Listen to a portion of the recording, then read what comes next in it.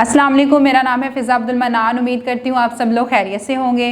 Gohar publisher में आप सबको खुशामदीद। हमारा मोटो है redefining the geography of education through digital resources for conceptual learning, और हमारी किताब का नाम है गोहर ग्रेस उर्दू नर्सरी 4+। वाव की सरगर्मियाँ शुरू करने से पहले हमारे पास कुछ हदायत हैं जो साजा के लिए हैं। देखते हैं वो क्या हदायत हैं। वो हदायत ये है कि सरगर्मियाँ हल करने में बच्चों की रहनुमाई करें। अब हम शुरू करने जा रहे हैं अपनी सरगर्मियाँ।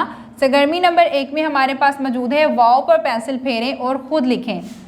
वाव पर हम क्या करेंगे, पेंसिल फेरेंगे इस तरह से और वाव को कर देंगे नुक्तों की मदद से मुकम्मल। वाव ओ, वाव ओ। इसके बाद हम लिखेंगे वाव को पेंसिल की मदद के साथ किस तरह से, नुक्ते से शुरू करते हुए लेकर आएंगे आखिर तक। आप इसको आधा दायरा बनाने के बाद इसको यहाँ से बंद करेंगे तो ये भी वाव की शक्ल इख्तियार कर जाएगा। बाकी की सरगर्मी किसी बड़े की रहनुमाई के साथ मुकम्मल करें।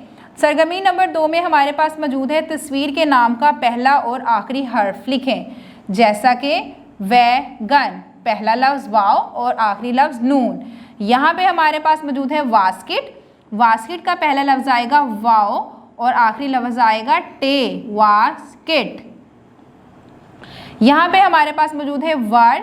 पहला लफ्ज़ आएगा वाव, पहला हर्फ आएगा वाव और आखिरी हर्फ आएगा काफ, वर्क। और काफ के ऊपर आ जाएंगे 2 नुक्ते।